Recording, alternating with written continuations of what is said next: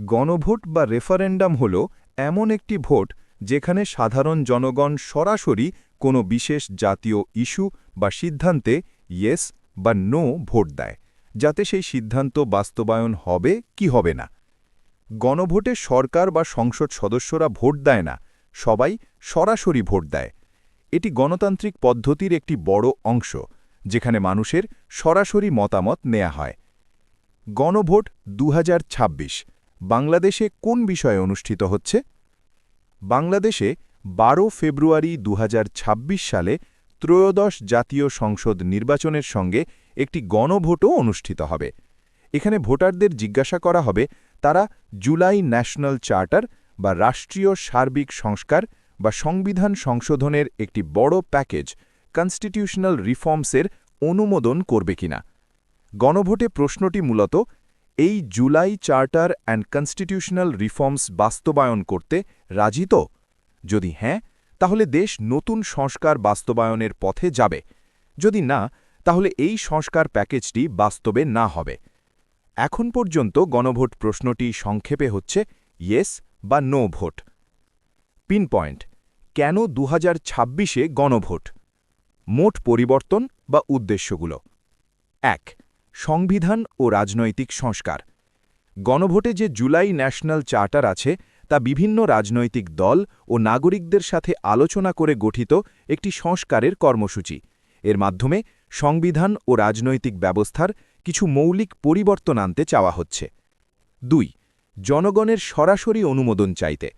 এই সংস্কার প্যাকেজটি বাস্তবে আনার জন্য সরকার বলছে জনগণের সরাসরি সম্মতি বা অনুমোদন চাই।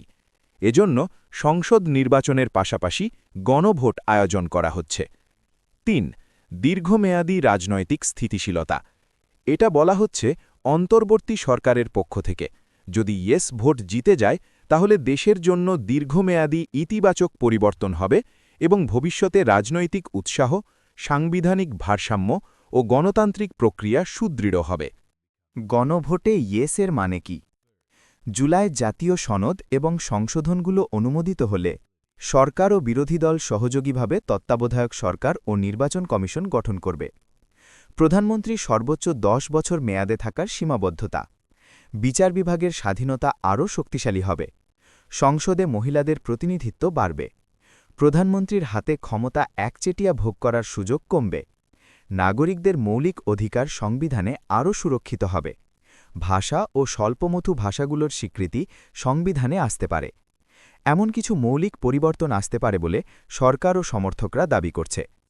সব দল কি একই মত? কন্ট্রোভার্সি বা ডিবেট। প্রচারে দেখা গেছে সব রাজনৈতিক দল এক মতে নেই। কিছু মৌলিক সংস্কার নিয়ে মতপার্থক্য রয়ে গেছে এবং সেসব ইস্যুতে দলগুলো ভিন্ন মত পোষণ করছে। ফলস্বরূপ সব দল গণভোটের পক্ষে সমানভাবে সরব নয়। গণভোটে সরকারি কর্মচারীরা কি প্রচার করতে পারবেন?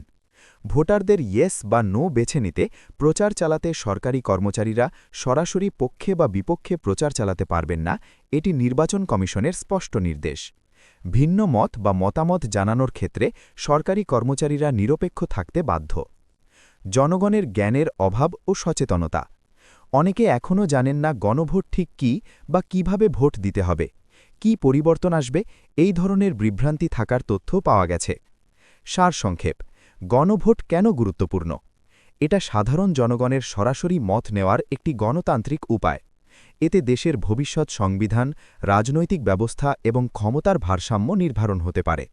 2026-এর এই গণভোট ভিন্ন কারণে এখনও বিতর্কের কেন্দ্রবিন্দুতে। সংক্ষেপে, গণভোট হল জনগণের সরাসরি ভোটে একটি জাতীয় ইস্যুর সিদ্ধান্ত নেওয়া। 2026-এ বাংলাদেশে গণভোট হচ্ছে সংসদ নির্বাচনের সাথে মিলিয়ে সংবিধান সংশোধন বা রাষ্ট্রীয় সংস্কারের জন্য, যেখানে ভোটাররা ইয়েস বা নো নির্বাচন করবে।